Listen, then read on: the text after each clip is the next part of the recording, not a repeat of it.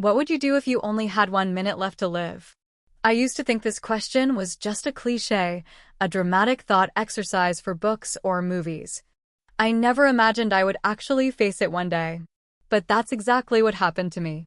The moment it struck, I was lying on an operating table, my body already betraying me, and the doctors were frantically working to save my life. But the truth was, my body wasn't responding. It was already shutting down. My heart, once the steady rhythm of life, was slowing. My breaths were becoming shallow, distant. I could feel the coldness of the sterile room seeping into my bones, and then, nothing. I could hear the doctor's voice, sharp, commanding. "She's gone." There's no pulse. There was panic, but strangely, it felt distant. The urgency in their voices sounded muffled, as if I were underwater. I thought to myself, this is it. This is where it ends. But somehow, I wasn't afraid. I wasn't scared in that moment. There was only the stillness. As my body lay still on the table, I felt something shift. At first, it was just a subtle change, a sensation that I couldn't quite place. It felt like lifting, as though the weight of my physical being was no longer mine to carry. And then it happened suddenly. I felt myself gently rising. My body, the thing I had carried for so many years, wasn't holding me down anymore.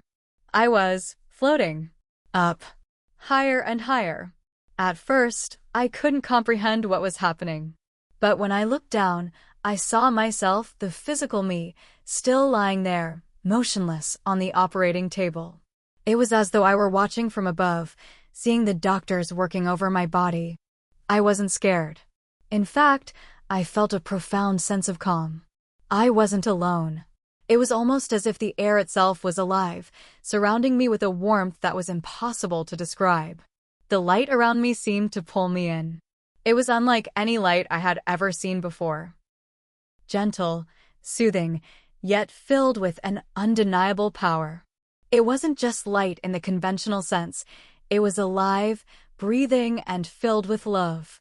The more I moved toward it, the more I felt an overwhelming sense of peace, as if all my worries, fears, and regrets were melting away. But the strangest part was the lack of fear. There was no sense of urgency, no panic. I wasn't fighting against death. I was floating, drifting towards something greater. The further I moved into the light, the less I felt connected to the world I had just left behind. My memories, once sharp and defining, began to blur, like a painting exposed to water. I wasn't Mary, the woman with responsibilities, the woman with a past. I wasn't a mother, a wife, or a daughter. I was just being. There was only the light and the sense of pure, unconditional love that enveloped me. I could hear things now, whispers.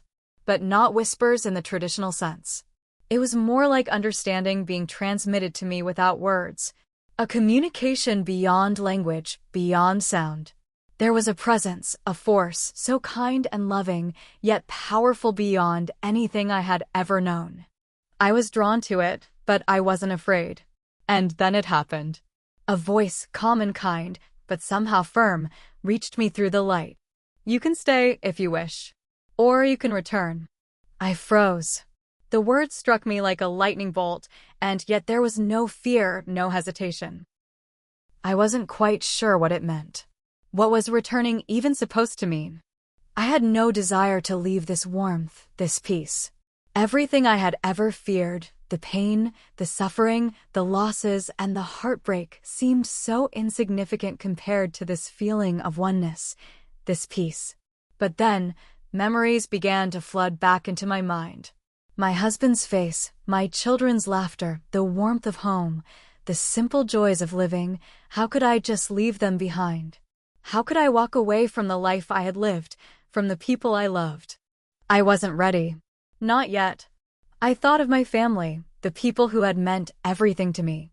Do they need me? I wondered. Have I done enough? And just like that, without thinking, I made a decision. I chose to return. It was a strange sensation returning to my body. I felt the tug, the pull, like a tether reattaching itself to me. But this time, It wasn't a gentle reentry. It was painful. My body felt heavy, sluggish. I could feel every inch of it, every nerve, every ache. My chest tightened, and I felt the weight of my physical being all over again. It was as though I had been thrust back into a cage, a body that I no longer felt connected to. I gasped for breath, the oxygen rushing into my lungs with an urgency I had never known. I was back, but I wasn't the same. I didn't feel like me anymore. As I opened my eyes, the sterile lights of the hospital room greeted me, but everything felt different. The sounds of the machines beeping around me, the hurried voices of the nurses and doctors, all of it seemed distant. Faint, like I was hearing them from a world away. "She's alive. She's waking up," one of the nurses said, her voice laced with surprise and disbelief. I wanted to speak, to ask what had just happened, but my voice was gone. I couldn't form words. I could barely even comprehend the reality of the situation. I had been dead, and now I was here, alive. But I wasn't the same. No one else knew. They wouldn't understand. How could they? I lay there, staring at the ceiling, a strange sense of disconnection swirling within me. I had been to the other side, and it had changed me forever. And yet no one around me knew what I had experienced, what I had seen, and what I had felt. I wasn't sure I could ever go back to my old life. The life that seemed so trivial, so meaningless now in comparison to the eternity of peace I had just touched. I wasn't ready to let go of my family, not yet. But deep down, I knew that things would never be the same. And that, I realized, was only the beginning. Hit subscribe and leave a comment with where you're watching from. This story might just spark a new beginning. What's one thing that always pushes you forward, even when things get tough? It's hard to describe the sensation of leaving your own body. It's something you don't think about until it happens, something that isn't even remotely real in your mind until you're in the thick of it. The moment my consciousness drifted away from my physical self, it wasn't like an explosion or an abrupt jolt. It was quiet, soft, almost as if the world was holding its breath, waiting for me to make the first move. 1 second, I was on the operating table, helpless in my physical body, and the next, I was above it, floating. I had no control over this movement. It wasn't something I decided to do. It was as if some invisible force was guiding me upward. As my consciousness rose higher, I could see everything below me, my motionless body on the table, surrounded by medical staff who were still working diligently, attempting to revive me. The heart monitor beeped irregularly, the machines buzzing in their mechanical, clinical symphony. From my elevated position, I could see myself, as if looking through a window, but this window was different. This one didn't frame just the room, it framed a moment of transition, an imperceptible passage between one state of being and another. It was almost as if time had stopped, or perhaps I had stepped outside of it entirely. The strangest thing was not the fact that I was hovering above myself, but the overwhelming sense of detachment. I didn't feel panicked. There was no fear, no anxiety. I had been told that when someone dies, they experience a sense of peace, something that transcends all the stress and fear that life tends to throw at us. And that's exactly how it felt. The confusion, the panic, those were all in the world below. From up here, all I felt was a peaceful detachment. I was no longer bound to the physical limitations of the body that had once been me. I felt weightless, free. I don't know how long I hovered there, watching the doctors and nurses scramble around my lifeless body. There was no sense of urgency in me, no desperate need to be saved. It was like I was observing a scene from someone else's life, disconnected from my own. As if that person lying on the table wasn't really me. I was just a witness to it. But then, slowly, my gaze shifted and what I saw next took my breath away. A light. A glowing, radiant light. It wasn't like anything I had ever seen before. It wasn't the harsh, fluorescent lights of the operating room, nor was it the dim, soft glow of street lamps I was used to seeing at night. This light was pure and alive, almost sentient.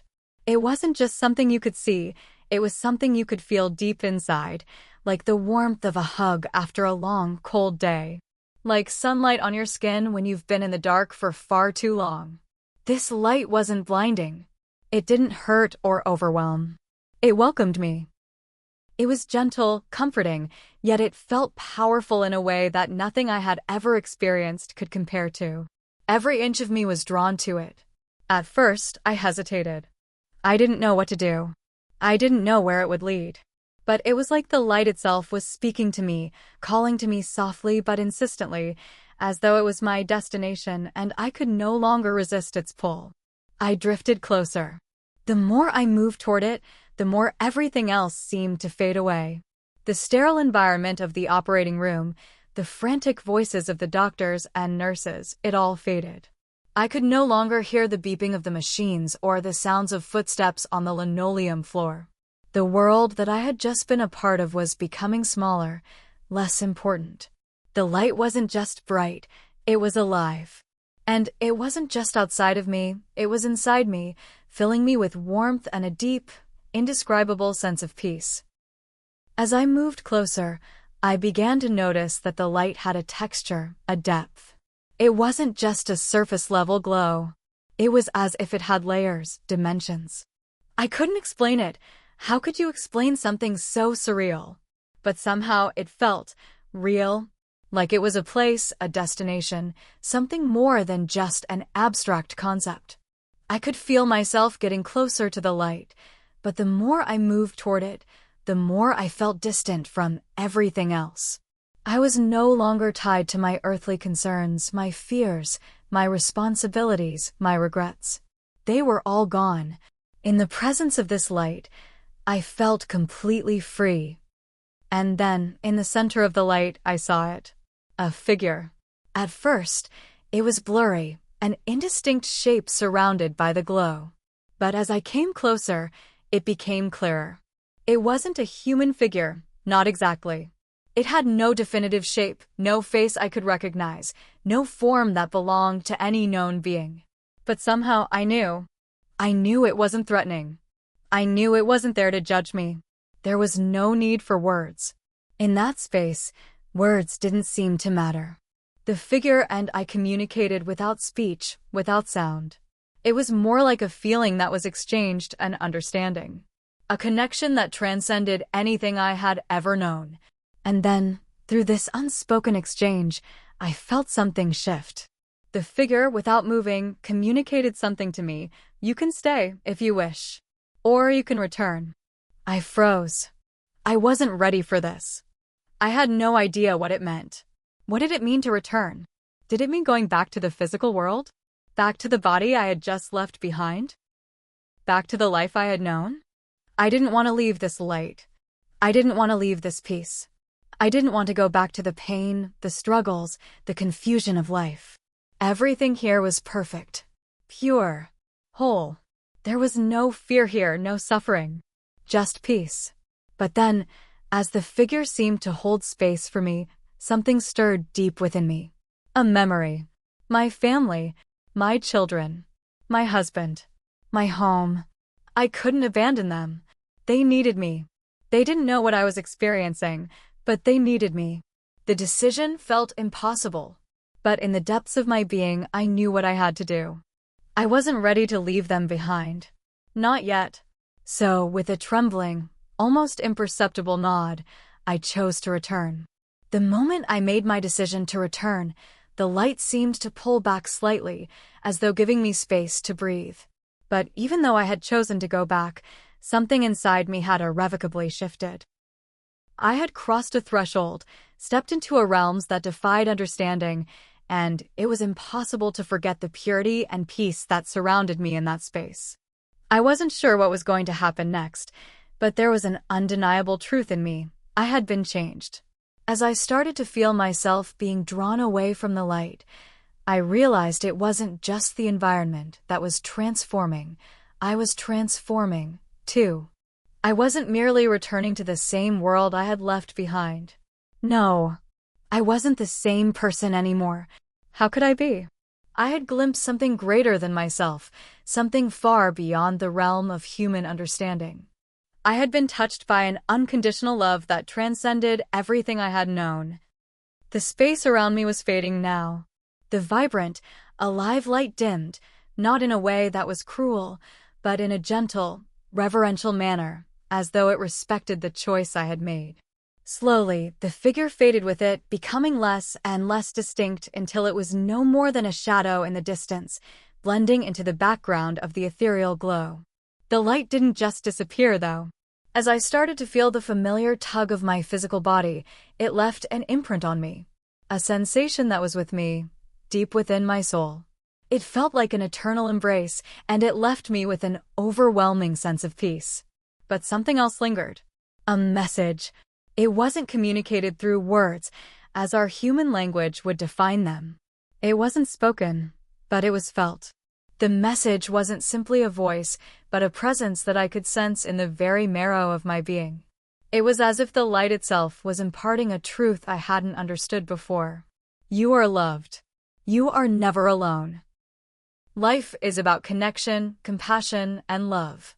Live with purpose and never forget that every moment matters. There was something about that message, a weight to it, something more profound than I could immediately comprehend. Every word resonated within me, and as it did, a profound understanding settled in my heart.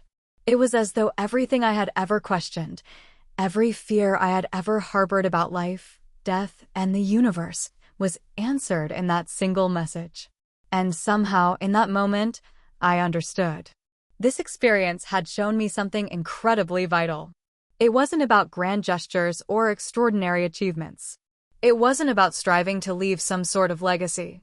It was about how we treat each other, how we share our love, how we build our connections. The message was simple. Life is about love, and love transcends everything, even death. I wasn't sure what I was supposed to do with this message. I wasn't sure how to integrate it back into the life I was about to re-enter. But as the light began to fade, I felt it, the pull of the physical world returning. It wasn't harsh or jarring, but gentle, like a rope being gently tugged to draw me back into my body. I could feel the heaviness of the world calling me back, but this time, it was different. It didn't feel like a burden. It felt like a choice. I was going back, but I wasn't going back the same way. I was changed. And somehow I knew that everything I had felt, the love, the peace, the connection, the profound sense of purpose, was something I could carry with me. As I drifted downward, I could hear the soft hum of the machines again. The sterile sounds of the operating room, the beep of the heart monitor, the scurry of the nurses, all of it returned to me, but this time, I didn't feel trapped by it. I wasn't bound to the body I had just left behind. It felt like I was an observer now, a traveler moving through the world, rather than being consumed by it. I descended further, and that's when the pain began to creep back into my awareness. The transition back into my body was excruciating. It wasn't the same as being awake. It was a slow, torturous re-entry into something I had left behind. The sensations of my body felt foreign, like it wasn't really mine. I could feel my skin, the ache in my joints, the tightness in my chest. The overwhelming sense of relief I had experienced moments ago, in the arms of the light, had vanished, replaced by the aching reality of my flesh and bones. But it wasn't just pain. There was a strange emptiness to it, a kind of longing for what I had left behind. Even though I knew I had made the right choice by returning, I couldn't shake the feeling that I had been permanently altered by the light. That I had tasted something far beyond this world, and now I was bound back here again. As the pain of re-entering my body became more pronounced, I felt a sharp gasp of breath. It was a desperate intake of air, as though my lungs were starving for oxygen. I could feel my heart beating again. The rhythmic thrum of life was familiar, but foreign. The world around me was coming into focus, voices, the brightness of the lights above me, the machines and their constant beeps, but none of it felt as real as it had before. I opened my eyes, blinking rapidly. The world around me came back into view, but it wasn't quite the same. I felt like I was seeing it for the first time. My vision was blurry at first, but slowly, the shapes and colors solidified. I could see the doctors and nurses hovering over me, their faces full of surprise and confusion. "She's back. She's actually back," one of the nurses whispered, her voice filled with disbelief. I wanted to speak, to ask them what had happened, to tell them where I had been, but I couldn't. My throat felt dry, and I couldn't form the words. I couldn't make sense of the reality I was now thrust into. Instead, I just lay there, staring up at the ceiling, 1,000 thoughts racing through my mind. How could I explain what had just happened? How could I describe the light, the peace, the profound message I had received? How could I tell them that I had touched something beyond this world? But even as those thoughts swirled in my mind, I realized something else. I wasn't the same person anymore. Whatever had just happened to me had changed me forever. I couldn't go back to being the same woman I had been before. I didn't know how to begin, but I knew I had to find a way to live differently now. I had been given a glimpse of something greater, and I couldn't ignore it. My purpose was clear now. I had been given a second chance, and I wasn't going to waste it. It was strange, almost surreal, to wake up in the hospital room, surrounded by the same sterile white walls, the cold, buzzing machinery, and the clinical smells of antiseptic. Yet, nothing felt familiar. I wasn't sure how much time had passed since I had left my body, but the moment I returned, everything seemed foreign, almost as if I were seeing the world through a different lens, one I didn't quite understand. The pain hit me first. A dull ache in my chest, a tightness that made it hard to take a full breath. But it wasn't just the physical pain. There was something else, an emptiness that gnawed at me from the inside out. I couldn't explain it, but I knew that whatever I had just experienced, whatever I had seen, had changed me in ways I couldn't yet put into words. I had been to a place beyond life, beyond death, and now I was back, but I was no longer the same person. I felt like a stranger in my own body. I tried to sit up, but my limbs were heavy, and the effort seemed insurmountable.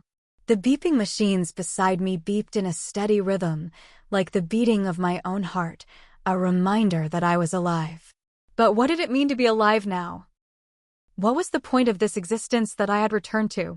My thoughts were interrupted by the sudden presence of a nurse who entered the room with a clipboard in hand. She was young, her face kind, but her eyes were wide with surprise. "Oh my God, you're awake," she exclaimed. "You were. Well, we didn't think you'd make it. The doctors said you had no pulse.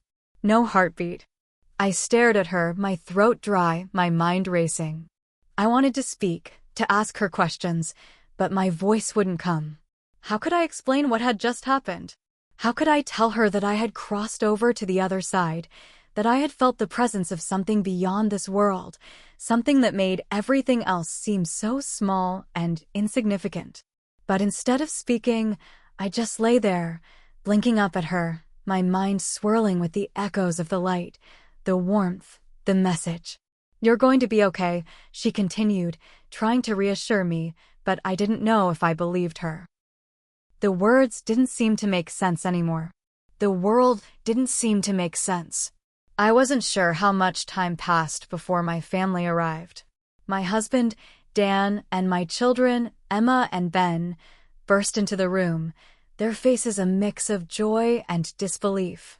They seemed to be in shock. How could they not be? After all, I had died. Or at least, I had come close. Dan's face crumpled as he rushed to my side, his strong hands grasping mine with such intensity that it felt like I might break. "You're back," he whispered, his voice hoarse. "I thought I was going to lose you."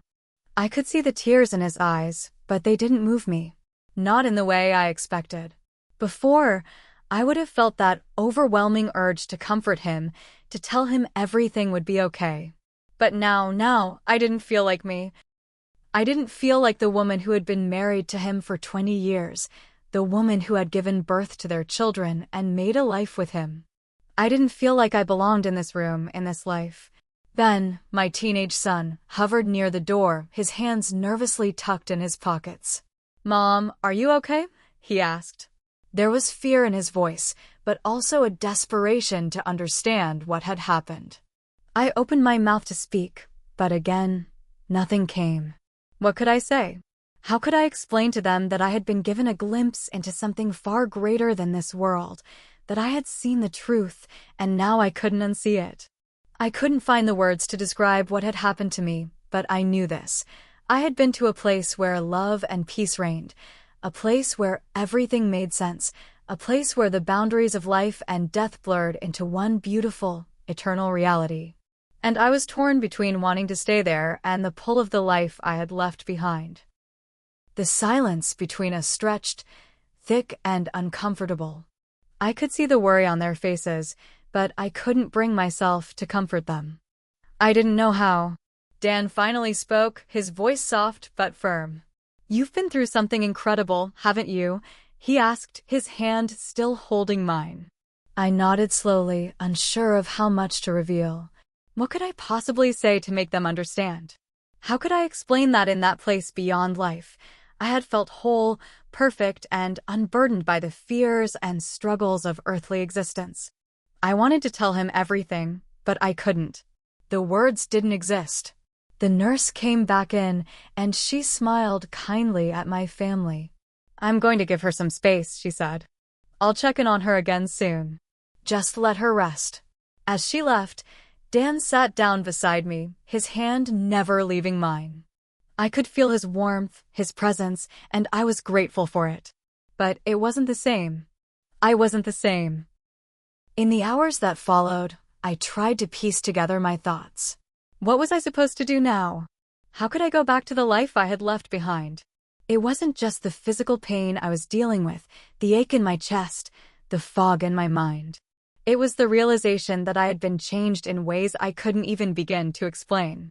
I was stuck between two worlds now, the world of the living, with its pain, its beauty, its messiness, and the world beyond, where peace and love seemed to transcend all understanding. I couldn't go back to living the way I had before.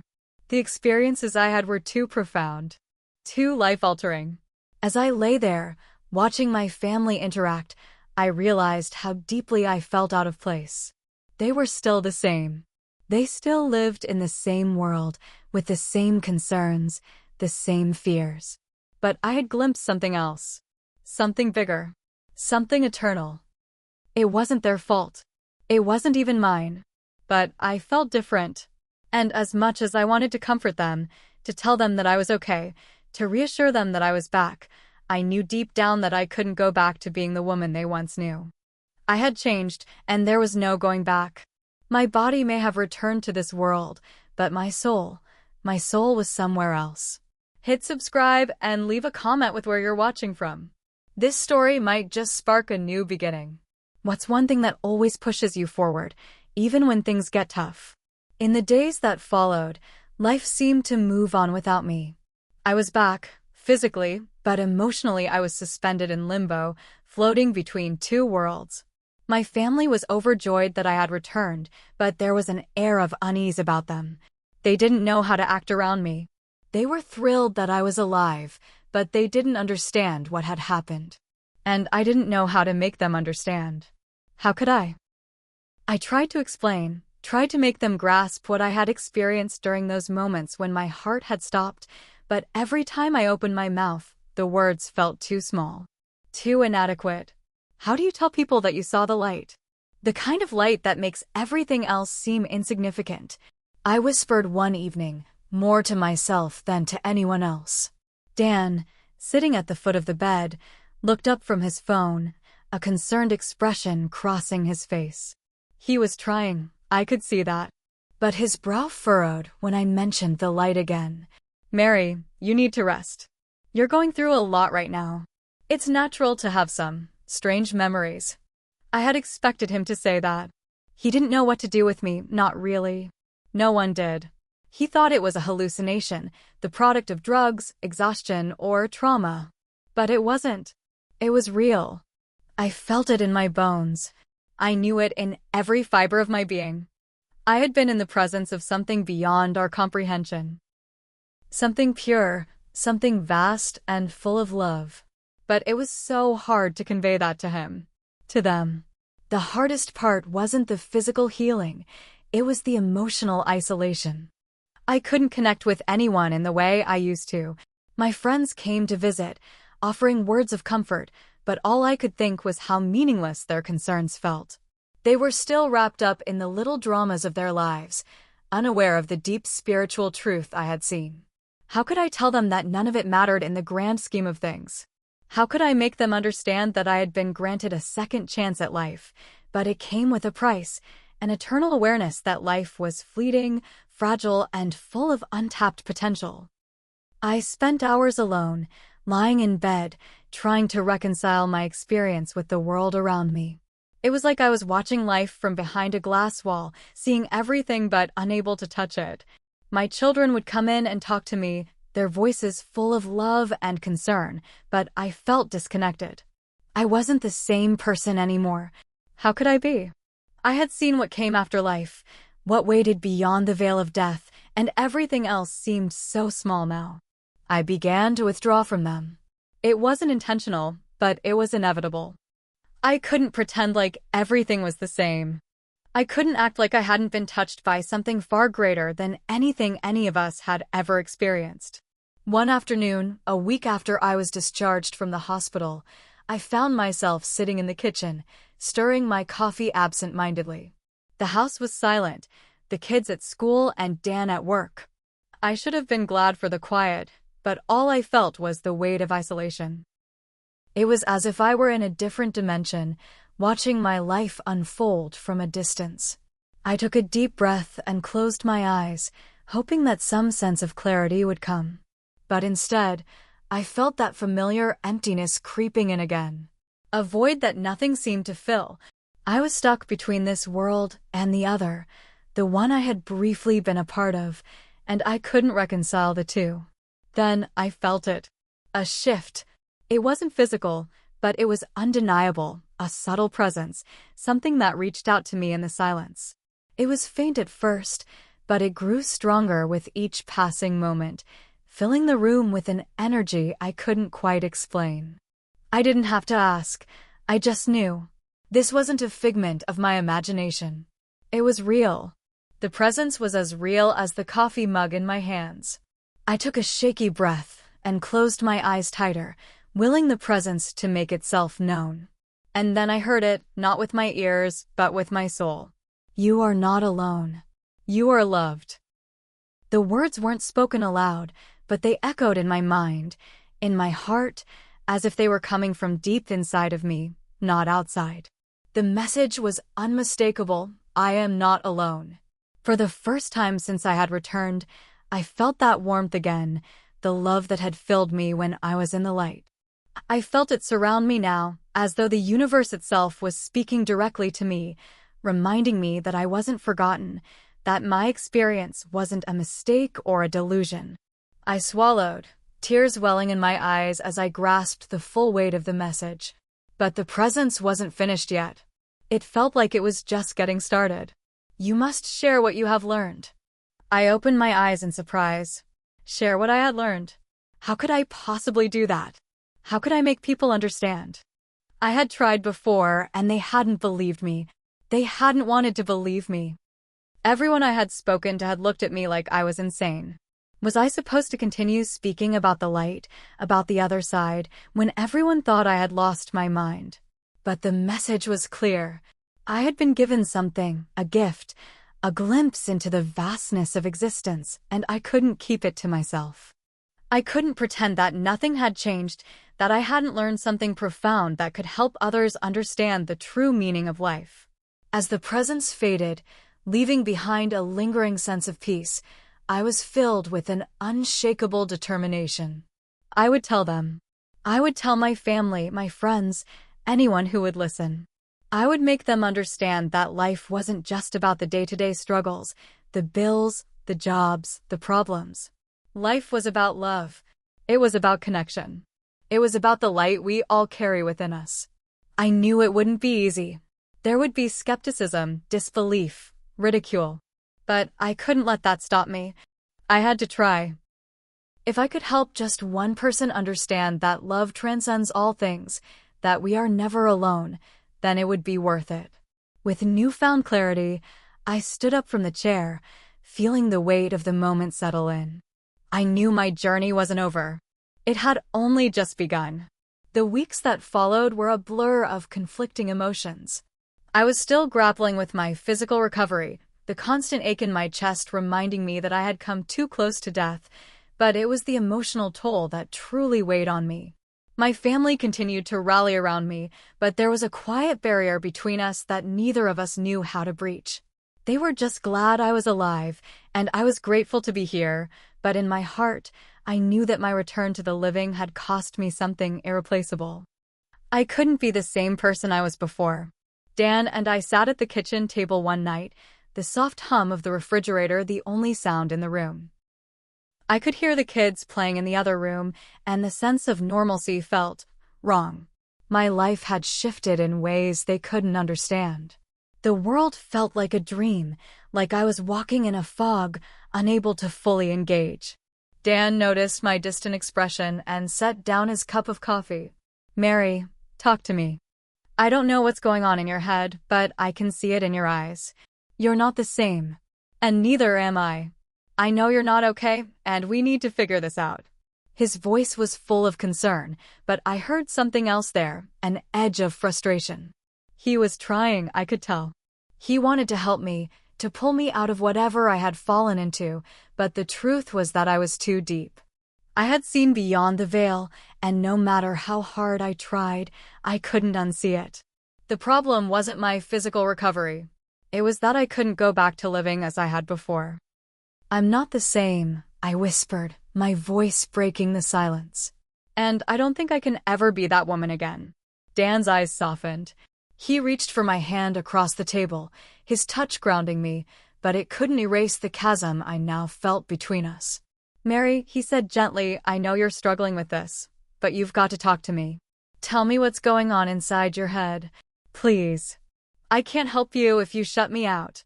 I stared down at our intertwined fingers, the space between us growing wider.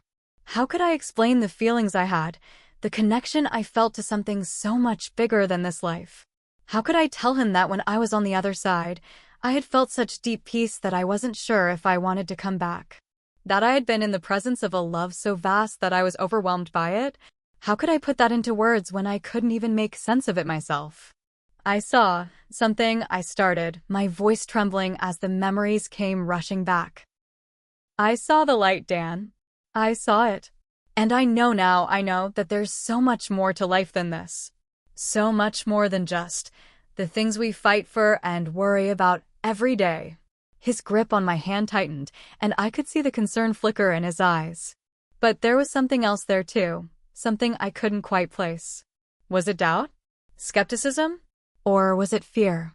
I continued, trying to explain in the only way I knew how.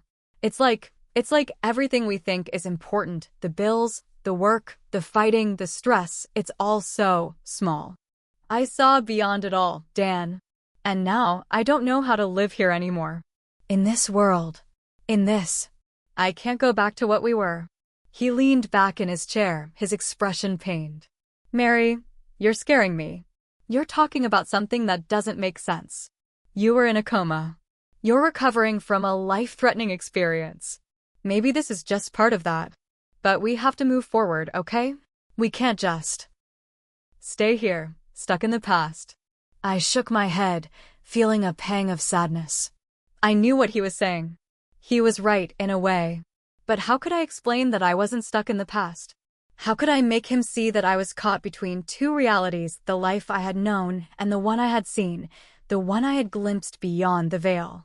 The world he saw had been broken wide open for me, and no matter how hard I tried, I couldn't fit back into it. I wanted to tell him that I wasn't crazy, that this wasn't a phase. I wasn't just lost in a hallucination. But the words wouldn't come, not in the way I wanted them to. All I could do was sit there, in the silence, feeling the weight of what I had experienced, and knowing that no matter how much I loved him, I couldn't share that experience with him, not in a way that would make sense. I pulled my hand away slowly, the feeling of loss creeping over me. "I'm not asking you to understand, Dan. I just need you to know that I can't go back. I've seen something else, something that makes everything else nothing. Dan looked like he wanted to say something, but he didn't. Instead, he simply nodded, though I could see the sadness in his eyes. He wasn't angry, but I could tell he didn't know how to help me. Neither of us did. I don't know what to do, he said quietly. I don't either, I admitted. But I need to figure it out. I have to find a way to make sense of this, to find my place in this world again. He exhaled deeply, clearly exhausted from this conversation that had no clear answers. We'll figure it out, Mary. We'll find a way. I'm here. I'm with you. The words were comforting, and yet they fell short. I wasn't sure if I could find my place in this world again. Part of me still longed for that peace, that connection I had felt on the other side. But I had to try. For my family, for my own sanity, I had to find a way to bridge the gap. That night, as I lay in bed, I realized that I couldn't stay silent anymore. I couldn't live with the weight of this truth buried inside me. I had been given a glimpse of something vast, and it was time to share that gift with the world, no matter how difficult it was. The next morning, I woke up with a sense of resolve. I couldn't keep pretending that everything was fine. I had to talk to someone, anyone, who would listen. I had to find a way to tell my story. But where would I begin? Who would believe me? I didn't know, but I knew one thing. I couldn't live in silence anymore. The days after my conversation with Dan were a mix of clarity and confusion. On one hand, I felt a sense of urgency growing inside me, an undeniable pull toward sharing my experience with someone. On the other, I still wasn't sure how to begin. I knew what I had seen, what I had felt. But every time I considered telling someone, fear crept in. Fear of being dismissed, of being seen as insane. Fear of rejection, of isolation. But I couldn't ignore the deep sense of responsibility that gnawed at me.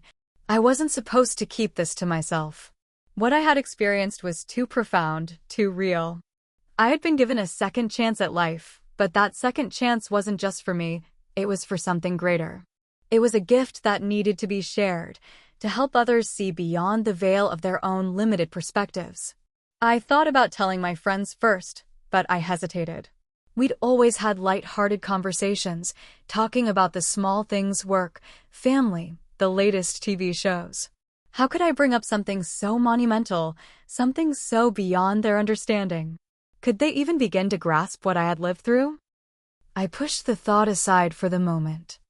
I had to start somewhere, and it couldn't be with the people closest to me. Not yet. Instead, I decided to reach out to someone who might be more open, someone who wasn't bound by the same expectations I had been raised with. I remembered a woman I had met during my hospital stay. Her name was Alice, and she had been part of a group that met weekly to talk about the deeper meaning of life, the unexplained, and the spiritual. She had mentioned a few times that she believed in the existence of something beyond death. Her open-mindedness had stood out to me, and I had felt a kind of connection to her during the few brief conversations we'd shared. I pulled out my phone and hesitated before dialing her number. What was I going to say? How would I even begin to explain the unexplainable? I pressed the call button before I could talk myself out of it. Hello. Alice's warm voice greeted me on the other end of the line. Hi, Alice, I said, my voice trembling slightly. It's Mary. We met while I was in the hospital. I don't know if you remember me. I remember you, she said immediately, her tone filled with kindness. How are you feeling? I'm better, physically, I replied, taking a deep breath. But emotionally, I'm a bit lost. I've been trying to process something, and I think you might be the only person who would understand. There was a pause on the other end, then Alice's voice softened. What's going on, Mary? I'm here to listen. I closed my eyes, taking a moment to collect my thoughts. The words felt thick in my throat, like they had to be wrestled out, but I pushed forward. I had to try. Alice, something happened to me. After my heart stopped, after I died, I saw things. I felt things that I can't explain. And now that I'm back, it's like I can't be the same person anymore. I can't pretend that life is just about the little things anymore. I've seen what's beyond all of this. I heard Alice's breath catch on the other end of the phone. You're telling me that you had a near-death experience? Yes, I said, relieved to hear that she wasn't dismissing me outright. But it wasn't like anything I've ever heard of. It wasn't just a bright light or a tunnel. I felt a presence, a love, a peace that is beyond anything I can describe. I was shown everything. There was another long pause, and I could almost hear her thinking, weighing the depth of my words. Mary, I believe you. I really do. And I'm glad you reached out to me. Most people, they don't understand. But I know exactly what you're talking about. I've had my own experiences, too. The shock of her response hit me like a wave. You have? Yes, she said gently. I've had several experiences where I've felt that same presence, that connection to something greater. And I've met others who've felt it too. There's so much more to life than we realize. And you, Mary, you've been given a gift, a glimpse into that reality. Not everyone gets that chance. I felt a weight lift off my shoulders. For the first time since I came back, I wasn't crazy. I wasn't alone. Alice understood. She wasn't just humoring me or offering platitudes, she knew. I don't know what to do with this knowledge, Alice, I confessed, my voice small. I can't go back to living like I did before. I have to share it somehow, but what if no one believes me? What if they think I'm just making it up? You don't have to worry about that right now, Alice said, her voice calm and steady. What matters is that you're listening to your own heart. This is your truth, and it's something only you can share. But remember, you don't have to share it all at once. Start small. Share it with the people who are ready to listen. Some will believe, and some won't. But that doesn't change what you know to be true. Her words settled over me like a soft blanket. For the first time in weeks, I felt at ease, like I was finally heading in the right direction. I'm going to have to work through this, aren't I? I said with a small laugh. And I guess so will everyone around me. That's right, Alice said with a knowing tone. It's a process. And the more you share, the more you'll come to understand what you're meant to do with this gift. But don't rush it. The truth will unfold in its own time. I sighed, feeling a strange sense of relief wash over me. Thank you, Alice. I'm not sure where to go from here, but it feels good to know that someone understands. You're not alone, Mary, she said, her voice full of warmth. You never were. Just trust in your journey. We said our goodbyes, and I sat back in my chair, feeling the weight of the conversation settle deep within me. I wasn't sure where this path would lead, but for the first time since I woke up from my coma, I felt like I wasn't alone in my experience. Alice had given me the permission I needed to believe in what I had seen, and most importantly, to start sharing it with others. I wasn't sure how or when I'd be ready to share my story more publicly, but the first step had been taken. I had reached out, and someone had listened. And for now, that was enough. The days following my conversation with Alice felt like a subtle shift in the air lightness in my chest, but an underlying heaviness in my heart. I had begun to open up, but that didn't mean the process was easy. Sharing my truth with someone who understood was one thing, but facing the world again, telling those closest to me, that was an entirely different mountain to climb. I had always been a private person, and my near-death experience had become something of an emotional burden, a secret I carried alone. But now, with Alice's words echoing in my mind, I knew I couldn't keep living in silence. Something had changed in me. I couldn't just slip back into my old life without acknowledging the spiritual shift I had gone through. I had to step forward, even if I had no idea where the road would lead. The hardest part was facing Dan again. He had been supportive, but I could see the concern in his eyes every time I mentioned the experience, every time I struggled to explain it. He wanted to help me heal, but the truth was, he didn't know how. None of us did. The truth of what had happened was so much bigger than any of us could fathom. One evening, as we sat together on the couch, I found myself staring at the flickering TV, my mind a million miles away. Dan was next to me, flipping through channels without truly watching, his eyes tired. He hadn't been sleeping well lately, not since I'd come home from the hospital. I reached out, placing my hand gently on his. He looked at me, his eyes heavy with unspoken words. Dan, I think I need to do something, I said softly, the words coming out in a rush, almost before I could stop them. I need to share my story. I have to tell people what happened to me. He blinked, a look of surprise crossing his face, followed by a moment of silence. Mary, are you sure? It's been hard enough for you to process everything.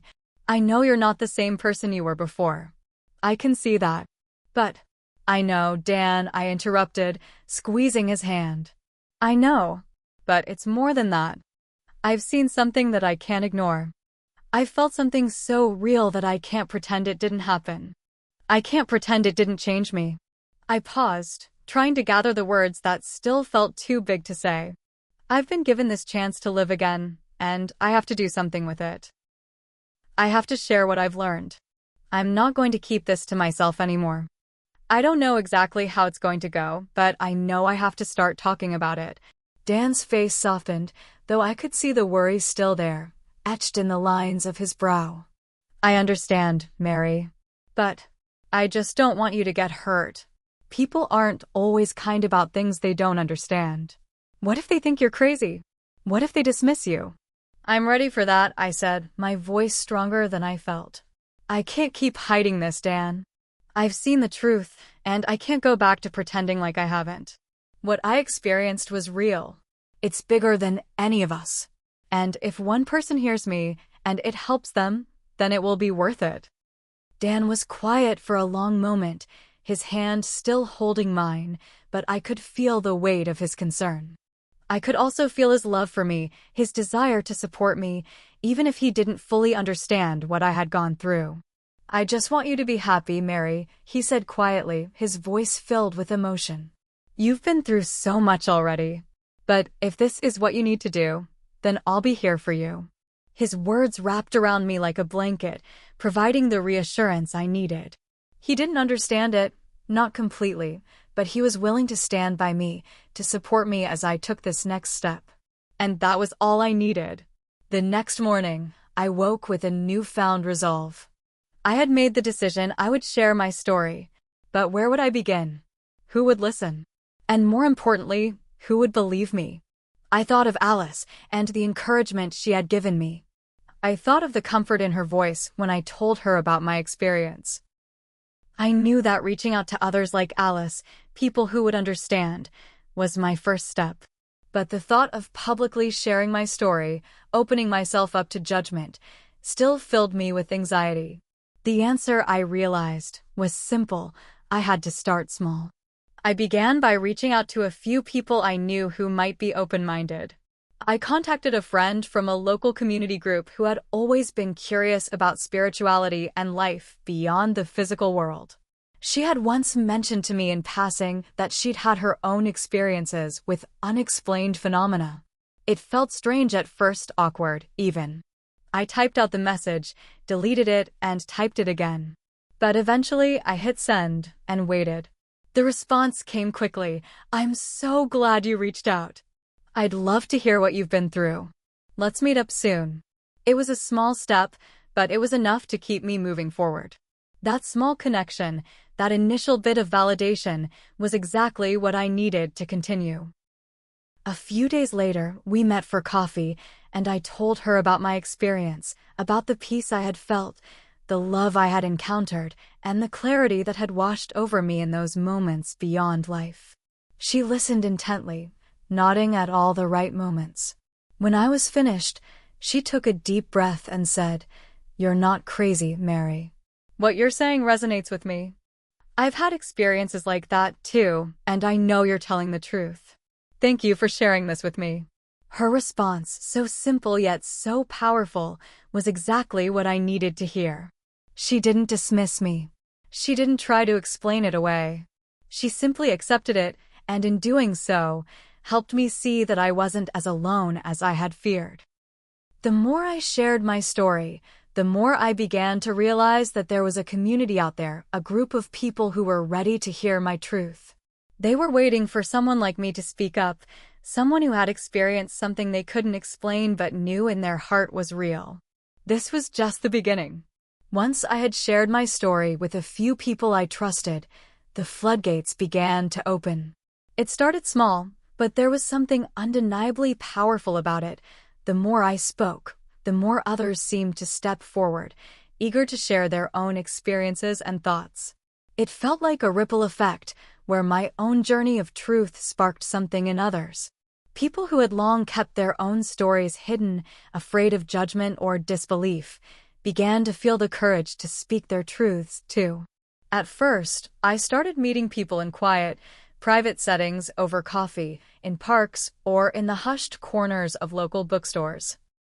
These were places where we could talk without fear of being overheard, where we could share our experiences with someone who wouldn't look at us like we were insane. I began to realize that I wasn't alone in my thoughts, my feelings, or my experiences.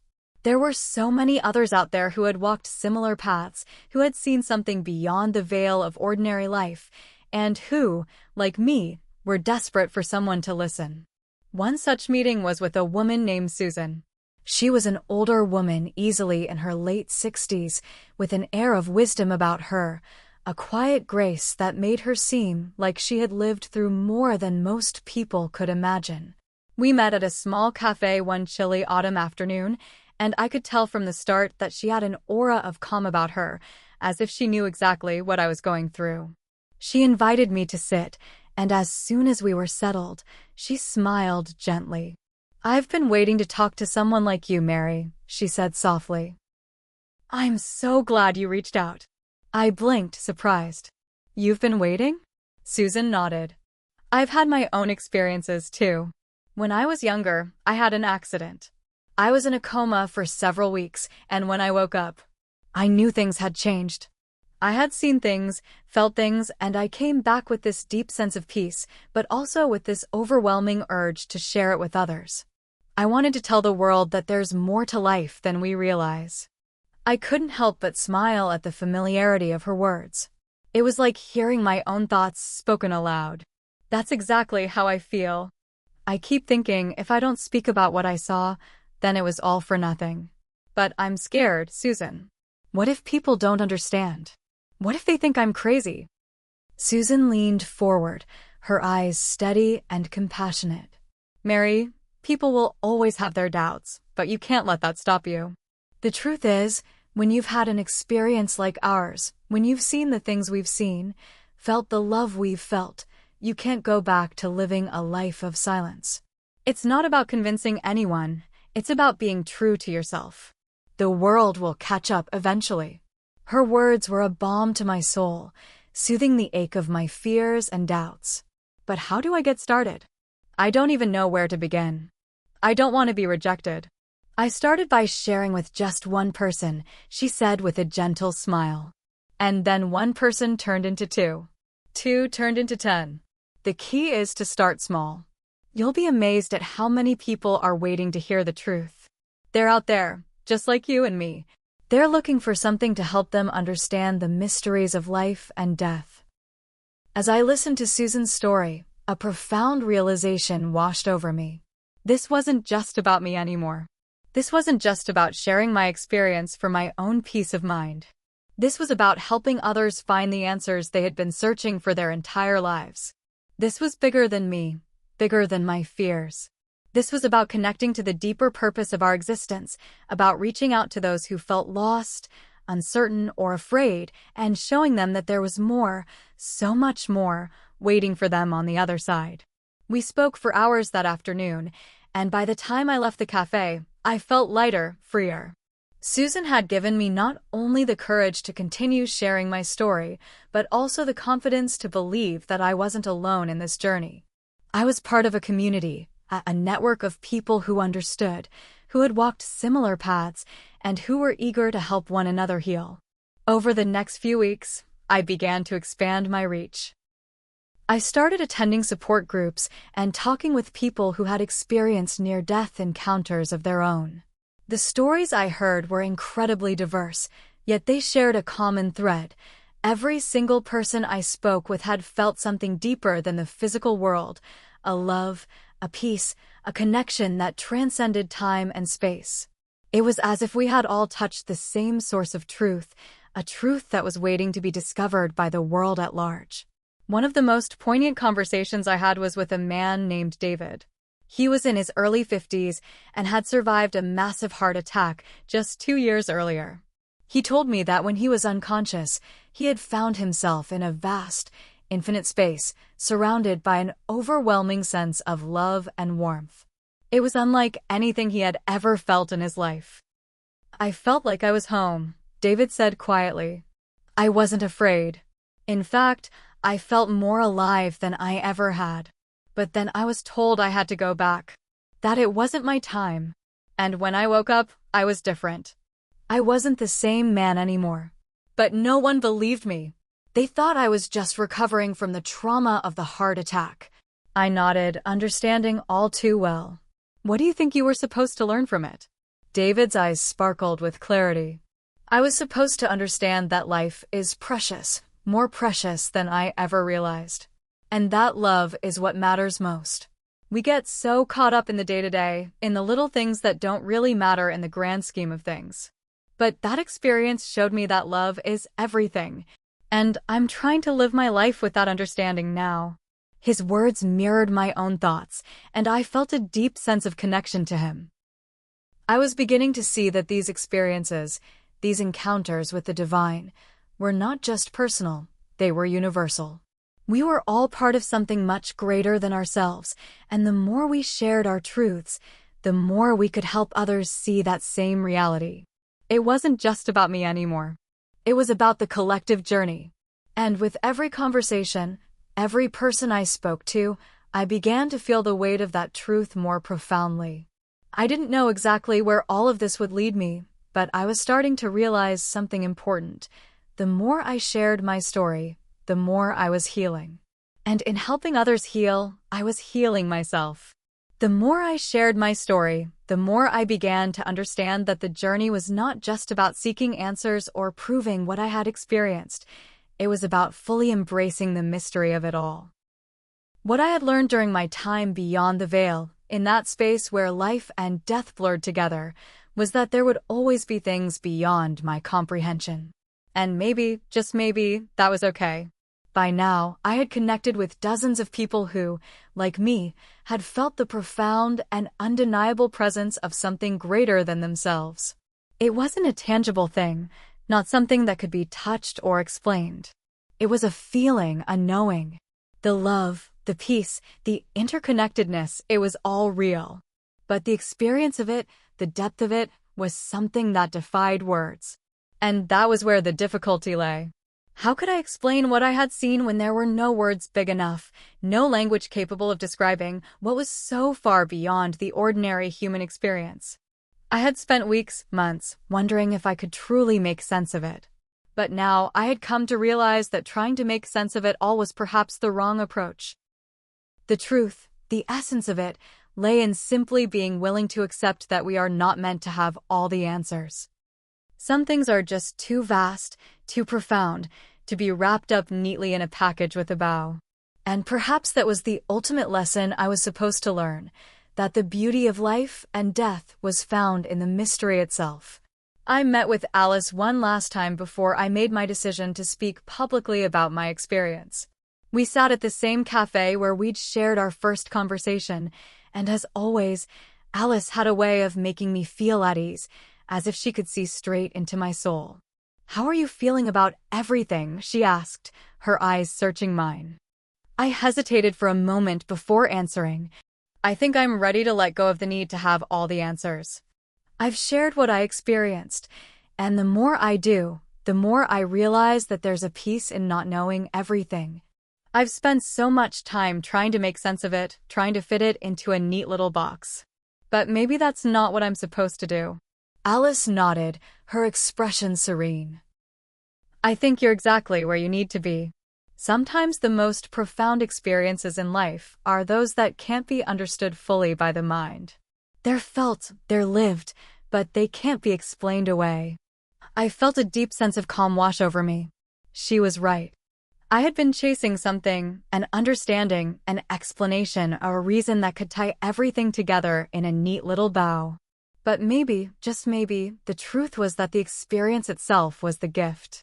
The love, the peace, the connection, those were the things that mattered, not the details of how it all worked or why it happened to me. As I spoke those words aloud, I realized that something in me had shifted. I was no longer trying to convince anyone of the truth of my experience. I had stopped searching for validation. What I had encountered was real for me, and that was enough. That evening, as I lay in bed, I reflected on the journey I had been on, the pain, the fear, the struggle to make sense of it all. But in the quiet of the night, something profound settled within me. I had gone from being afraid of death to understanding that it was not the end, but simply another transition. I had learned that love, that eternal presence, was always there, waiting for us to return. And I had discovered that my purpose wasn't to fear death, but to live with the knowledge that there was more to life than what we see with our eyes. The next day, I made my decision. I would share my story, not to prove anything to anyone, not to force them to believe what I had seen, but to offer something deeper. I would speak of love, of peace, of the light that awaits us beyond. I would speak to anyone who would listen, not because I needed them to understand, but because I needed them to know that they were not alone. That even in our darkest moments, we are never truly alone. I stood in front of a small gathering in a local community center. The room was filled with faces of all ages, some curious, some skeptical, but all with an open heart. I took a deep breath before I began, and as I did, I realized that I wasn't just sharing my story for them. I was sharing it for myself as well. My name is Mary, I began, my voice steady but full of emotion. And I want to tell you something that changed my life. I want to tell you about the love I found on the other side of life and death. As I spoke, I saw something shift in the room. Faces softened, eyes widened. The silence that filled the space wasn't one of judgment, but one of acceptance, of understanding. I wasn't speaking to change anyone's mind. I was speaking to offer hope, to offer peace, and to remind everyone in that room that there was more to this world than we could see, more to life than we could comprehend. When I finished, the room remained quiet for a few moments, and then a woman in the front row stood up. "Thank you," she said, her voice thick with emotion. "You've given me hope." Tears welled up in my eyes, and I nodded. It wasn't the first time someone had said something like that, but each time, it hit me just as deeply. The ripples of truth, the ripples of love, were spreading further than I ever thought possible. I left that day feeling something I hadn't felt in a long time, a sense of peace. I no longer needed to prove anything. The truth of what I had experienced was already inside me. It didn't need to be explained. It didn't need to be understood by everyone. It simply needed to be shared, so that others, too, could find the peace I had discovered. I had learned the most important lesson of all. The purpose of life wasn't to understand it all. It was to live it with love, to embrace the mystery, and to know, deep in our hearts, that death is not the end, but simply a part of the eternal journey. And with that, I no longer feared what lay beyond the veil. I had found the truth, and in finding it, I had found peace. Hit subscribe and leave a comment with where you're watching from. This story might just spark a new beginning. What's one thing that always pushes you forward, even when things get tough?